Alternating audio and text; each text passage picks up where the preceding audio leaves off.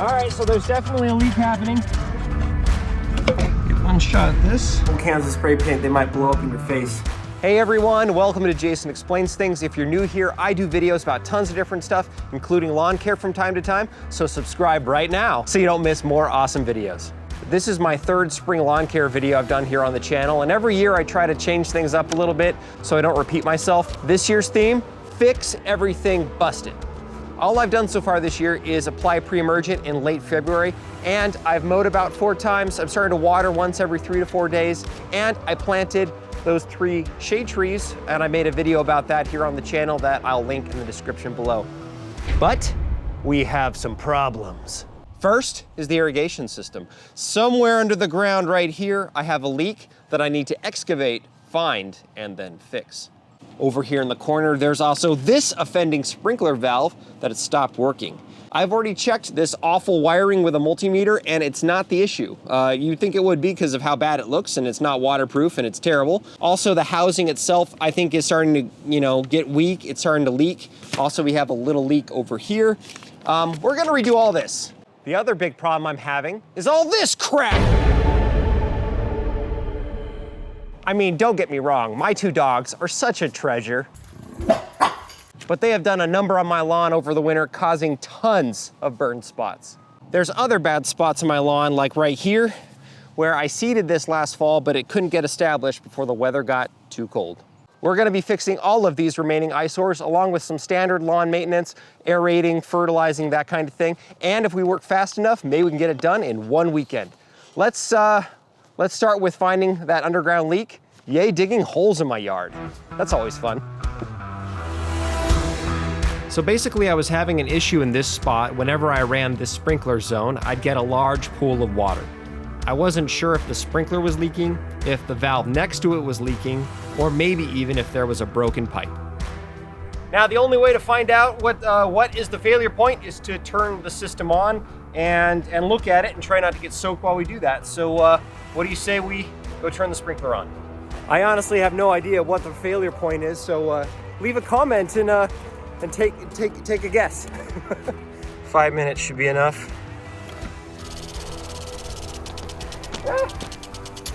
I see a leak coming from here. I sort of found it there. This Rainbird MaxiPot impact sprinkler was leaking from the side. But the main issue was this entire zone was draining at this spot really quickly after the pump was turned off, because this is the lowest spot in the yard. The MaxiPot sprinklers by design have drains all around the bottom. I swapped out the sprinkler for a smaller 1800 series sprinkler, and now the zone still drains at this spot naturally, but much slower. Problem solved. All right, we got our leaky sprinkler head fixed. I'm going to wait until I do the rest of the spot repair to clean up that hole, because it's kind of muddy right now. So I'm gonna turn my attention to this guy. So we're gonna get a hacksaw, cut right here and cut right there, and replace this whole broken section.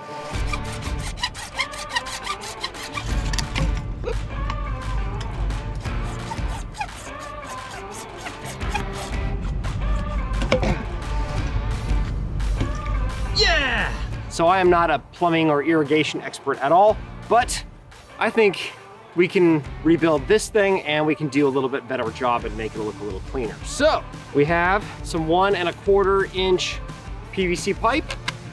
We've got our brand new Rainbird heavy duty valve. We've got some Blue Monster stuff. We've got some thread tape, and we've got some blue PVC cement. This stuff is really, really cool. You can even do wet repairs with this stuff. It dries really, really quickly, kind of like melts the plastic together. Good stuff. And then we've got a whole bunch of little things. We are gonna be using some couplers and adapters. So the pipe going in and out of the ground is 1 1/2 inch. So these are 1 1/2 inch couplers. And then we have some adapters to go from 1 1/2 to 1 1/4, because that's what this requires and everything else. So, and to protect the PVC pipe from the sun, I'm gonna go ahead and paint it green with this outdoor paint. Why green? I think all pipes should be green. Simple as pizza pie.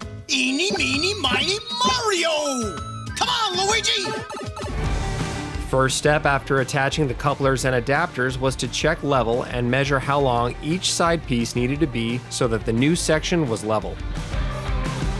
Then I assembled the rest, starting with threading in the pipe adapters into the valve with thread tape. Next, I attached a shutoff valve. Then on the left, I attached a T-fitting because I want a single hose attachment. Then, using the old piece, I measured and double-checked how long the PVC pipe on the right side needed to be. Cut and attached it. Time for a test fit. I think we did it, guys. Get one shot at this.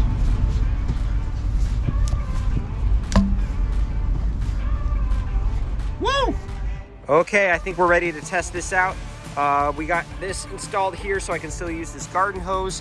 I've temporarily hooked up the wiring, and I made this wiring a lot more waterproof. What are you doing to my grass, Toby? What do you do? Why? You think it'll work? I don't know. I have no idea. We'll see. Let's see right now. Yes! Yeah! All right, sprinklers are working. That means the valve is working. We got any leaks? They say you want to bleed the air out of there, so do that for a second.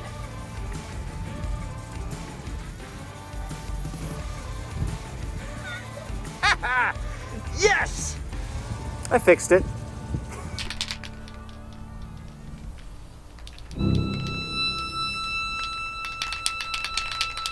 After running low on paint, Jason went to get a new can. The cap was on tight. Desiring the sweet, sweet paint within, Jason ripped off the cap with all his might, while pointing the can directly into his face. Don't use old cans of spray paint, they might blow up in your face. That'll be fine. That's how do you get paint out of your eyes? Anything you get in your eyes, you want to go wash it out with a stream of water. Open your eyeballs to it and just run it underwater. Okay, I'll keep going. My daughter thinks I look pretty, so there. Let's go see how much paint's on my truck. Oh, well, I was gonna paint that anyway. Oh, that's not bad. That's actually not bad at all. All in the middle. Sweet.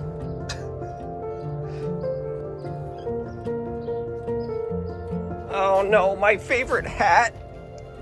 Ah! Dang it. And now you guys know why I wore a different hat and safety glasses in the thumbnail. Because I was trying to hide these. Nope.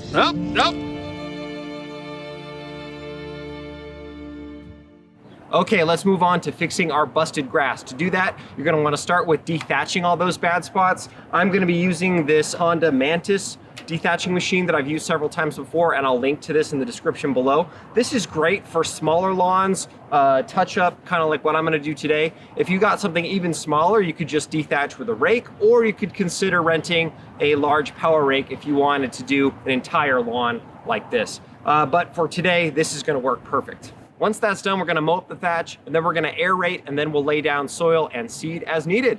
All right, let's do it.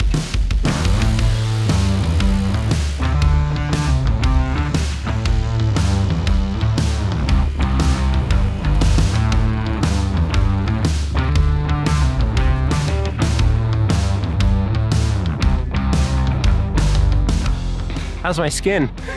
It's pretty bad. Anyway, I've covered aerating a bunch of times before in my videos, but it's a really great thing. It promotes, air getting into your soil, also nutrients. So it's a great thing to do before you overseed or fertilize. So I do it twice a year, once in the spring and once in the fall. Also, a question I get all the time, do you just leave the cores on the ground? Definitely. They break up and dissipate within a couple weeks, so it's not worth cleaning them up in my opinion. So. Hey, with that all done, it's time to move on to add some soil to the spots we're repairing. As far as to what type of soil to use, I have used just peat moss, I've used just topsoil, I've used kind of like a garden compost topsoil mix before. Today, I think I'm gonna use the best of both worlds, and that is gonna be 50% peat moss, 50% topsoil. The peat moss I got at Ace Hardware is black gold.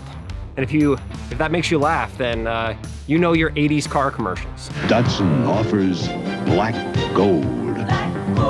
the 10th anniversary Datsun 280ZX. Very few will possess its limited number. As far as what type of grass seed to use, for my lawn, this is a mix of red fescue and perennial ryegrass. So I've been using the same mix from a local source for the past 3 years. And as long as you stick to the same seed, it'll, everything will just improve year over year and really blend in, and it'll look really nice. Come along with me. We're getting done pretty soon.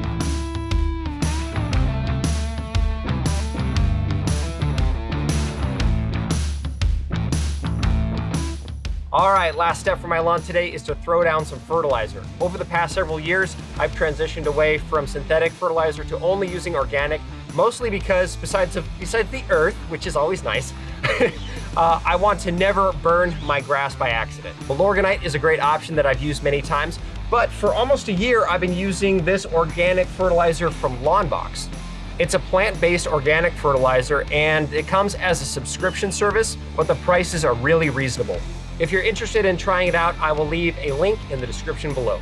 Once you fertilize, go ahead and water your lawn immediately to kind of get everything going, and then sit back and enjoy and just watch as your lawn looks more and more awesome every day.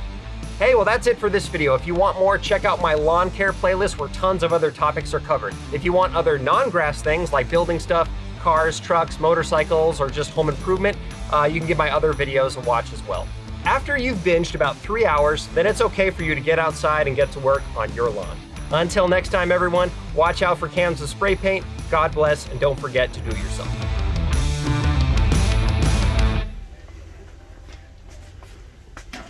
I need more paint.